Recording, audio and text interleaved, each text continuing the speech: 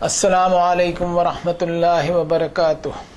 اعوذ باللہ من الشیطان الرجیم، بسم اللہ الرحمن الرحیم۔ اولیس الذی خلق السماوات والارض بقادر علی ان یخلق مثلہم بلی وہو الخلاق العلیم۔ کیا وہ رب جس نے آسمانوں اور زمین کو پیدا کر دیا، اس کی کریشن کی، کیا اس بات پر قدرت نہیں رکھتا کہ ان جیسے کئی زمین اور آسمان وہ بنا ڈالے؟ آف کورس بنا سکتا ہے وہ، کوئی اس کا پیرالل نہیں، وہ خلاق العلیم ہے، best of the creators, best of the artisans. اس کی قدرتوں کو کوئی چیلنج نہیں کر سکتا، وہ ایک اکیلا سنسار کا مالک، کوئی اس کا پیرالل نہیں، کوئی اس کا ایسوسیٹ نہیں، کوئی اس کا ساتھی نہیں۔ پچھلی مجلس میں 56 نمبر کی صورت شریفہ صورت الواقعہ پہ الحمدللہ بات چیت ہوئی تھی۔ اب آج آغاز کرتے ہیں 57 نمبر کی صورت شریفہ صورت الحدید۔ اس پر ہم اللہ تعالیٰ کی توفیق سے بات کرنے کی کوشش کریں گے۔ اعوذ باللہ من الشیطان الرجیم، بسم اللہ الرحمن الرحیم۔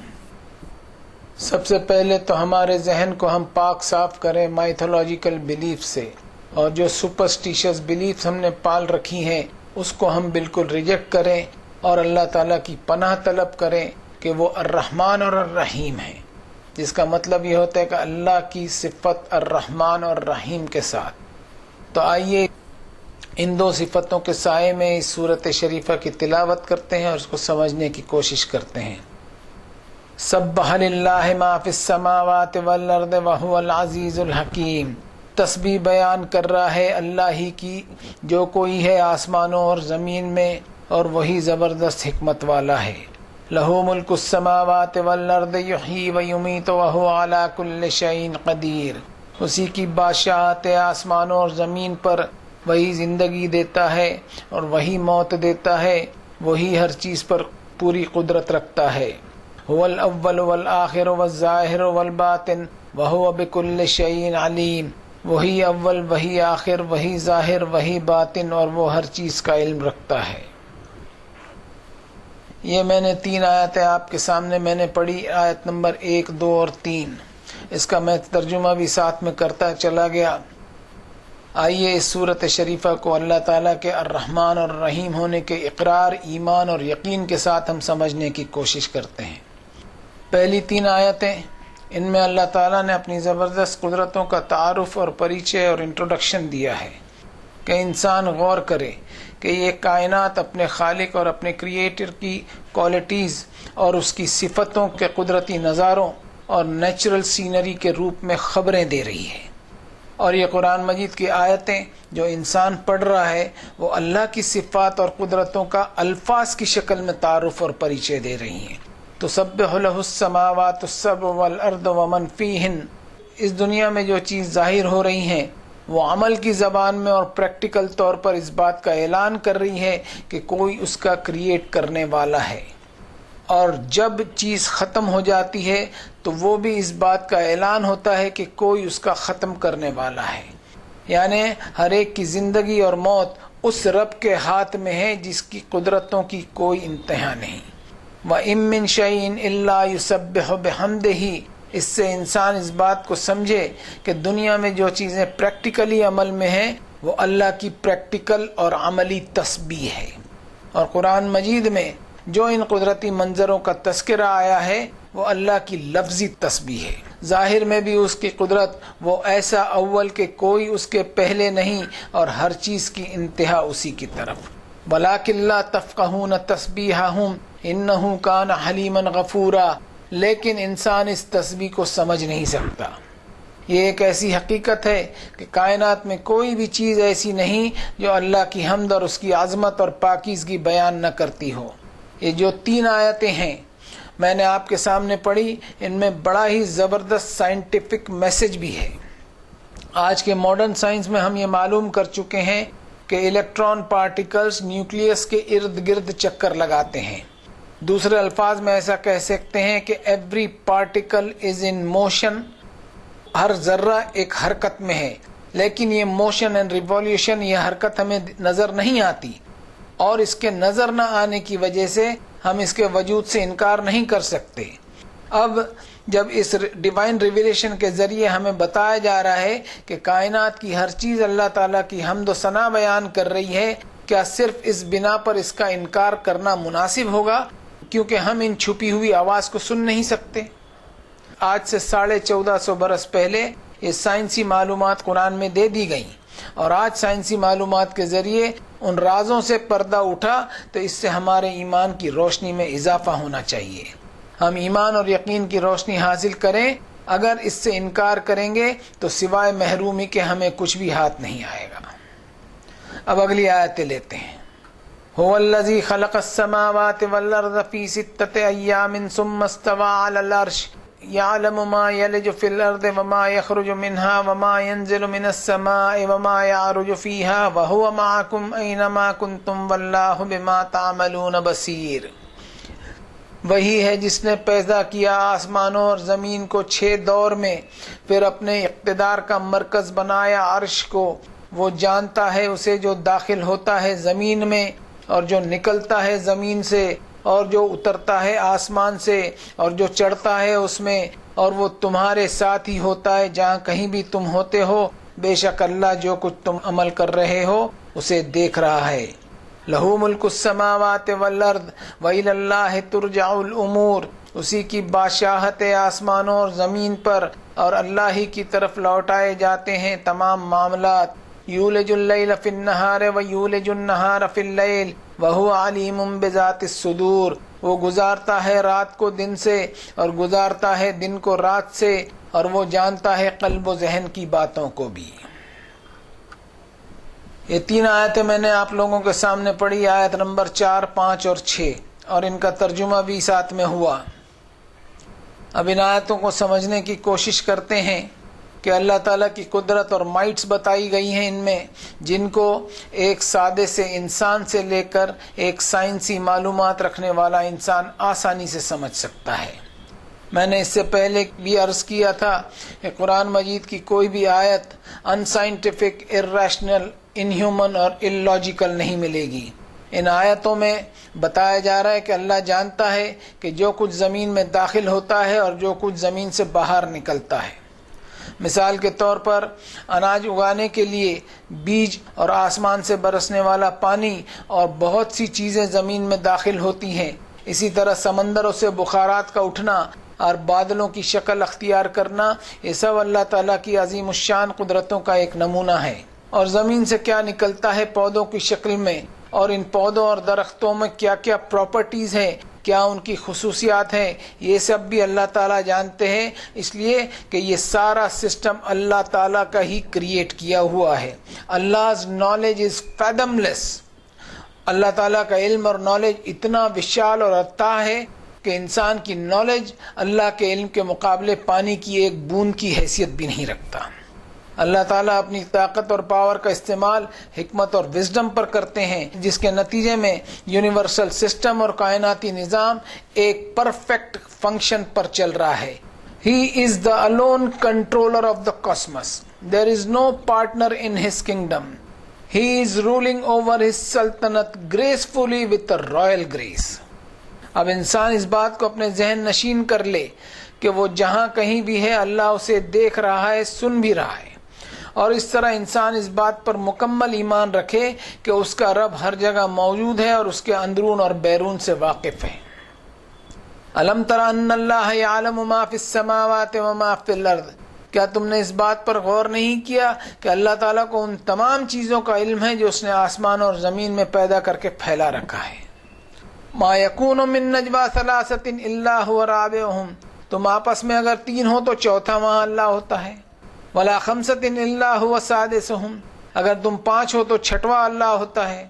ولا ادنی من ذلک ولا اکثر الا هو معهم اینما كانوا، اور اتنا ہی نہیں بلکہ تم اس سے کم ہو یا زیادہ ہو، وہ ہر لمحہ تمہارے ساتھ موجود ہوا ہی کرتا ہے، چاہے تم کہیں بھی رہو۔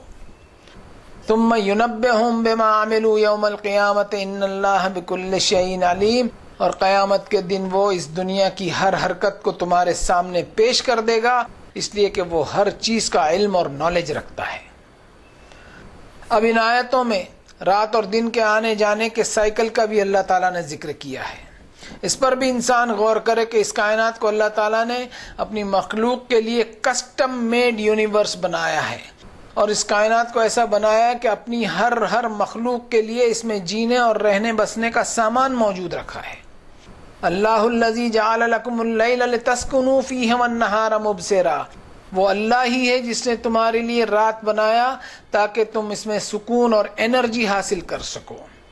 رات کی جو نیند ہے اس سے اللہ تعالیٰ انسان کی باڈی کو آکسیجنیٹ کر دیتے ہیں، جس کے سبب انسان کے دن بھر کی تھکان اور ایگزاسٹ ہو چکی انرجی دوبارہ لوٹ آتی ہے کہ وہ اگلے دن کے لیے اتنا ریفریش ہو جائے کہ وہ سارا دن کام کر سکے. ان اللہ لذو فضل علی الناس ولکن اکثر الناس لا یشکرون. اس نعمت کا احساس اور اس کی قدردانی انسان کو اس وقت ہی ہو سکے گی جب وہ کسی بیمار اور کمزور انسان کو سبق آموز نگاہ سے دیکھے. اس طرح انسان سوچے کہ اللہ تعالیٰ کی نعمتیں اس کی ضرورتوں کے عین مطابق ہیں، اور وہ ہمیشہ نعمتوں کے احساس میں جینے لگے گا، اور اس کے زبان پر ہمیشہ اللہ تعالیٰ کے شکر کا کلمہ جاری رہے گا. اب اگلی آیتوں کا سیٹ لیتے ہیں. آمنوا باللہ ورسولہ وانفقوا مما جعلکم مستخلفین فیہ فالذین آمنوا منکم وانفقوا لہم اجر کبیر. تو ایماندار بن جاؤ تم اللہ کے ساتھ اور اس کے رسول صلی اللہ علیہ وسلم کی دعوت کے ساتھ، اور خرچ کرو اس میں سے جو اس نے دیا تمہیں اقتدار اور مہارت جس میں. سو جو لوگ ایماندار بنے رہے تم میں سے اور خرچ کرتے رہے تو ان کے لیے بڑا اجر ہے.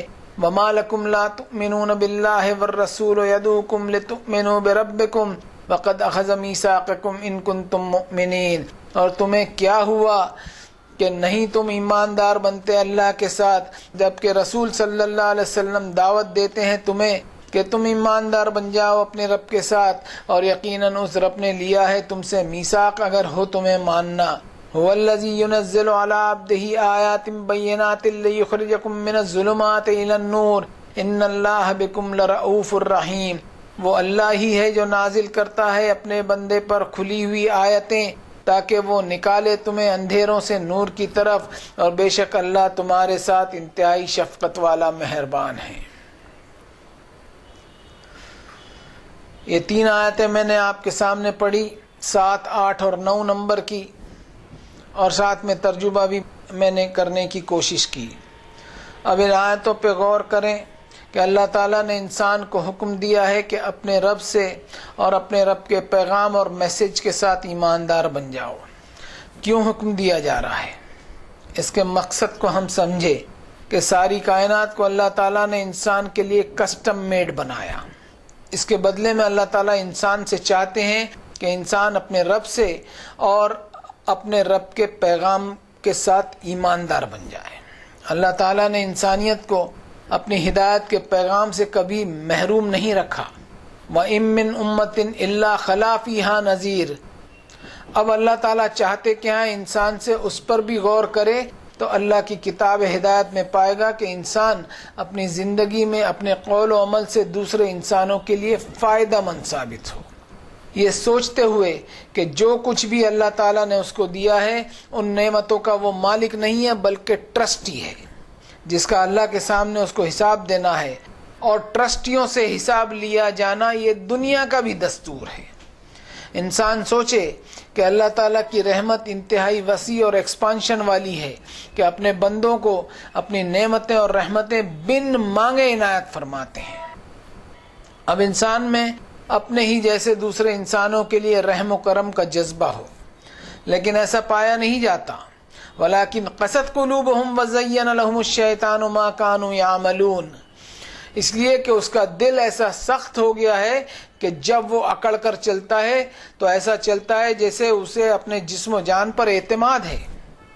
اپنی کمائی کو وہ خود کی کمائی ایسے سمجھتا ہے کہ جیسے اس کو اپنی قابلیت پر بھروسہ ہے، اور اس طرح وہ اپنے آپ میں اوور کانفیڈنٹ اور اتی آتم وشواس میں ایسا مبتلا ہوتا ہے کہ میرا کوئی کچھ نہیں بگاڑ سکتا. کسی کا حق دبانے پر اس کی یہ سوچ ہوتی ہے کہ میں جس کا حق دبا رہا ہوں، جس کا ادھیکار میں دبا رہا ہوں، اس کے اوپر میں مکمل اختیار اور فل اتھارٹی رکھتا ہوں، اور جس کا ادھیکار میں دبا رہا ہوں اس پر منمانی کرنے سے مجھے کوئی روکنے والا نہیں۔ یہ ساری صورتیں گھمنڈ اور تکبر کی صورتیں ہیں، اور اللہ تعالیٰ کے نزدیک گھمنڈ، ایروگنس اور سپیریورٹی بھی ایک شرک ہے، کیونکہ یہ سب کرتے ہوئے انسان اپنے آپ کو اللہ کے مقام پر رکھنے کی کوشش کرتا ہے۔ انہی آیتوں میں اللہ تعالیٰ نے سوالیہ انداز سے پوچھا ہے کہ تمہیں کیا ہو گیا ہے کہ تم اللہ کے ساتھ ایماندار نہیں بنتے؟ کیا چیز آڑے آ رہی ہے کہ تم اللہ کے ساتھ ایماندار نہیں ہو، جبکہ تمہارے رب نے هو الذی خلق لکم ما فی الارض جمیعا، کہ زمین میں جو کچھ بھی ہے سارا کا سارا تمہارے لیے ہی تو پیدا کیا ہے۔ اور اس کے ساتھ ساتھ نبیوں اور رسولوں اور کتابوں کا سسٹم بھی اس دنیا میں جاری رکھا کہ تمہیں اپنے رب کے ساتھ ایماندار بننے کی ایسی ہدایت ملتی رہے جس سے تم گمراہی کے اندھیروں سے نکل کر ہدایت کے نور کی طرف راستہ پاؤ۔ اللہ ولی الذین آمنوا یخرجہم من الظلمات الی النور، اللہ کا وعدہ ہے ایمان والے بندوں سے کہ وہ ان کا ولی اور کارساز اور پروٹیکٹر بن جائے گا، اور ان کو گمراہی کے اندھیروں سے نکال کر ہدایت کے نور کی طرف گائیڈ کرے گا۔ اور اپنے ایمان میں جو اپنے رب سے تم نے وعدہ کیا ہے اس وعدے کی تم پاسداری کرو۔ ہونا تو یہ چاہیے کہ اللہ کے رسول صلی اللہ علیہ وسلم کی دعوت جو پکار رہی ہے تمہیں، اس پر تمہارا رسپانس ایسا ہو کہ ربنا اننا سمعنا منادیا ینادی للایمان ان آمنوا بربکم فآمنا، اے رب ہمارے، ہم ایمانی دعوت کی ندا کے رسپانس میں آپ پر ایمان لاتے ہیں اور وعدہ کرتے ہیں آپ کے ساتھ اور آپ کے پیغامات کے ساتھ ایماندار اور وفادار بنیں گے۔ آپ سے دعا ہے کہ ربنا فاغفر لنا ذنوبنا وکفر عنا سیئاتنا وتوفنا مع الابرار، دعا کرتے ہیں ہم، رب ہماری مغفرت فرما دیجیے اور دور کر دیجیے ہم سے ہماری سیئات کو، ہمارے گناہوں کو ہم سے دور کر دیجیے، اور ہمیں شامل کیجیے آپ کے ان بندوں میں جنہوں نے اعمال صالحہ کرتے ہوئے آپ کی رضا حاصل کی۔ اب ہم سوچیں اس آیت کے تحت کہ کیا ہمارے ایمان کے دعووں میں اللہ کی کتاب قرآن مجید کی دعوت موجود ہے، یا ہمارے پاس دین کے نام پر ایک سے بڑھ کر ایک فلسفے موجود ہیں؟ ہم الگ الگ طریقے کے عقیدے لیے ہوئے گھوم رہے ہیں، اور ہمارے عقیدے جس کو ہم آستھا کہتے ہیں، یہ عقیدے اور آستھا کا سینٹر پوائنٹ مذہبی ٹھیکیدار بن گئے ہیں، اور ایسے عقیدوں اور آستھاؤں کی کوئی ویلیو قرآن مجید میں نہیں ہے۔ اگر ویلیو ہے تو ایمان کی ویلیو ہے، وہ ایمان جس کا سینٹر پوائنٹ ایک اکیلا رب ہو۔ اب ضرورت ہے کہ ہم اپنے آپ کی فکر کریں، اپنے آپ کا محاسبہ کریں، اور ہماری ظاہری دینداری اور ہماری اندرونی ایمانی کیفیت کو ہم پرکھ لیں اور جانچ کر لیں، اور اللہ تعالیٰ سے جو ایمانی وعدہ ہم نے کیا ہے اس وعدے پر اگر ہم کھرے اترتے ہوئے وفاداری کا ثبوت دیں گے تو اللہ تعالیٰ بھی اپنے ایمان والے بندوں کے لیے جو مغفرت کا وعدہ کر رکھا ہے اس وعدے کو پورا کریں گے۔ اب اگلی آیت لیتے ہیں جو اس رکوع کی آخری آیت ہے، وَمَا لَكُمْ أَلَّا تُنْفِقُوا فِي سَبِيلِ اللَّهِ وَلِلَّهِ مِيرَاثُ السَّمَاوَاتِ وَالْأَرْضِ لَا يَسْتَوِي مِنْكُمْ مَنْ أَنْفَقَ مِنْ قَبْلِ الْفَتْحِ وَقَاتَلَ أُولَئِكَ أَعْظَمُ دَرَجَةً مِنَ الَّذِينَ أَنْفَقُوا مِنْ بَعْدُ وَقَاتَلُوا وَكُلًّا وَعَدَ اللَّهُ الْحُسْنَى وَاللَّهُ بِمَا تَعْمَلُونَ خَبِيرٌ۔ اب کیا ہوا تمہیں کہ تم خرچ نہیں کرتے اللہ کی راہ میں، جبکہ اللہ ہی کی ملکیت میں ہے آسمان اور زمین؟ نہیں برابر ہو سکتا تم میں سے جس نے خرچ کیا فتح مکے سے پہلے اور جنگ میں حصہ لیا، انہی لوگوں کا زیادہ بڑا درجہ ہے ان لوگوں سے جنہوں نے خرچ کیا اس کے بعد اور جنگ میں بھی حصہ لیا، اور ہر ایک سے وعدے ہیں اللہ کے بہترین، بے شک اللہ جو کچھ تم عمل کرتے ہو اس کی خبر رکھتا ہے۔ اس آیت میں بھی اللہ تعالیٰ نے سوالیہ انداز میں بات کی ہے کہ انسان ریمائنڈ ہو جائے کہ جو نعمت اور ویلتھ اللہ نے اسے دے رکھی ہیں اس کا اصل مالک اللہ ہے، اور یہ نعمتیں انسان کے پاس ہمیشہ کے لیے نہیں رہیں گی۔ اس لیے انسان کا دھیان اس طرف دلوایا ہے کہ اسے اس دنیا میں ایک اصول کے مطابق زندگی گزارنا ہے، اور وہ اصول ہے in giving what we receive, یعنی ہمیں جو حاصل ہوا ہے اس میں سے ہم کنٹریبیوٹ کریں، اور اسی اصول پر ساری کائنات چل رہی ہے۔ مثال کے طور پر ایک درخت کو دیکھ لیجئے کہ درخت اس زمین سے خنج اور منرلز حاصل کرتا ہے، آسمان سے نازل ہوا پانی جذب کرتا ہے، سورج کی شعاعوں سے تپش، انرجی اور قوت حاصل کرتا ہے، اور اس طرح یہ ساری چیزیں حاصل کرتے ہوئے وہ پروان چڑھتا ہے اور اپنے آپ کو اور اپنے وجود کو وہ اللہ تعالیٰ کی دوسری مخلوق کے لیے وقف اور ڈیڈیکیٹ کر دیتا ہے، اور وہ اپنے وجود سے اللہ کی مخلوق کو چھاؤں دیتا ہے، اپنے پھل دیتا ہے، زمین کے ماحول کے لیے ہریالی دیتا ہے، لکڑی وغیرہ بھی دیتا ہے جس سے تعمیرات اور کنسٹرکشن ہوتا رہے۔ اس سیدھی سادی مثال سے انسان سمجھے کہ اللہ تعالیٰ نے اس دنیا کو لا آف گیونگ کی بنیاد پر رکھا ہے، اور انسان اس مثال سے یہ سمجھے کہ اس کو بھی اس دنیا میں لا آف گیونگ والا اصول اپنانا ہوگا، اور اس اصول پر ہی اللہ تعالیٰ کے وعدے ہیں جس کو قرآن شریف میں انفاق فی سبیل اللہ کہا گیا ہے۔ مثل الذین ينفقون اموالهم فی سبیل اللہ، ان لوگوں کی مثال جو اپنا مال کنٹریبیوٹ کرتے ہیں، دوسروں پر خرچ کرتے ہیں اللہ کی خاطر، کمثل حبۃ انبتت سبع سنابل فی کل سنبلۃ مئۃ حبۃ، اس اناج کے دانے کی جیسی مثال اللہ تعالیٰ نے دی ہے جس کے دانے سے 7 بالیاں ہوگے اور ہر بالی میں 100 دانے ہوں۔ واللہ یضاعف لمن یشاء واللہ واسع علیم، اور اللہ اضافہ اور ملٹیپلائی کرتے ہی رہتا ہے جس کے لیے وہ چاہے، اور اللہ کے علم اور وسعت میں کوئی کمی نہیں۔ ہر عمل جو انسان کرتا ہے گویا کہ وہ ایک بیج ہے جو زمین میں ڈالتا ہے، یعنی اس نے آخرت کی زمین میں اپنے عمل کا بیج ڈالا جو اگلی دنیا میں اپنے پھول اور پھل کی بہاریں دکھائے گا۔ ہر ایک کے ساتھ اللہ کے حسین وعدے ہیں، اور یہ سارے وعدے اعمال صالحہ اور نوبل ڈیڈز پر ہیں۔ آیت کے اگلے حصے میں اللہ نے فرمایا لا یستوی منکم من انفق من قبل الفتح وقاتل، نہیں برابر ہو سکتا تم میں سے جس نے خرچ کیا فتح سے پہلے اور جنگ میں حصہ لیا۔ یہ جس دین پہ ہم چل رہے ہیں نا، اس کے بارے میں عرض کر دوں کہ یہ ہم کو فری فنڈ میں ملا ہوا ہے۔ پچھلے لوگ جو جناب محمد الرسول اللہ صلی اللہ علیہ وسلم کے صحابہ اکرام تھے، اور خود جناب محمد الرسول اللہ صلی اللہ علیہ وسلم، ان کو اس دعوت کی تبلیغ کے لیے اور پریکٹیکلی عمل کرنے کے لیے بہت سی مصیبتوں اور تکلیفوں کو جھیلنا پڑا۔ ہم سوچیں آج کیا ہمیں ان تکلیفوں کو جھیلنا پڑا ہے؟ ہم تو اس وجہ سے ایمان والے ہیں کہ ہم ایمان والے گھر میں پیدا ہو گئے، ہماری خود کی ریسرچ کیا، ہماری خود کی محنت کیا، تو ہم اپنے آپ کو ان کے برابر بالکل نہ سمجھیں۔ ان کے درجے عظیم ہیں، ہم سے بہت بلند ہیں، کہ انہوں نے ہر نیگیٹوز کو فیس کیا، نیگیٹوز کو فیس کرتے ہوئے اللہ کی مدد سے انہوں نے نیگیٹیوٹی میں سے پازیٹیوٹی کو برآمد کیا، اور اس کو ایسے ہی بیٹھے بیٹھے برآمد نہیں کر لیا بلکہ ان کو محنتیں کرنی پڑی اور قربانی کرنی پڑی۔ آج ہمارا جو ایمان ہے اس کے لیے ایک چھوٹی سی مثال دیتا ہوں، جیسا فاسٹ فوڈ والا ایمان،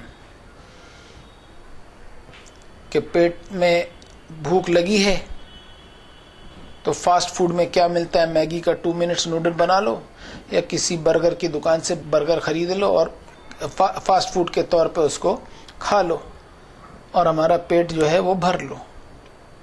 ایسا فاسٹ فوڈ والا ایمان ہے ہمارا ایمان ریسرچ پہ نہیں ہے، تحقیق پہ نہیں ہے۔ اس کی ہمیں قدردانی کرنی ہے، اور اس کی قدردانی کرنے کے لیے ہم کو لوٹنا ہوگا اسی قرآن کی طرف، جس قرآن کی تعلیمات کی وجہ سے دنیا نے ایک زبردست سنہرا دور دیکھا۔ یہ کچھ اللہ تعالیٰ نے مجھے سجھایا، آپ کے سامنے پیش کرنے کی کوشش کی۔ اللہ تعالیٰ سے دعا ہے کہ یا اللہ ان معمولی کوششوں کو آپ قبول فرما لیجئے، اور ہم سب کو توفیق دیجئے کہ ہم آپ کی کتاب کی طرف لوٹیں اور اپنی ہدایت کی راہ کو ہم صحیح کریں، اور ہماری جتنی بھی غلطیاں ہوئی ہیں اللہ تعالیٰ آپ سے دعا کرتے ہیں کہ آپ اس کو معاف فرمائیں، ہماری سیئات کو حسنات میں تبدیل فرما دیں۔ وصلی اللہ تعالی علی خیر خلقہ محمد وعلی آلہ واصحابہ اجمعین برحمتک یا ارحم الراحمین۔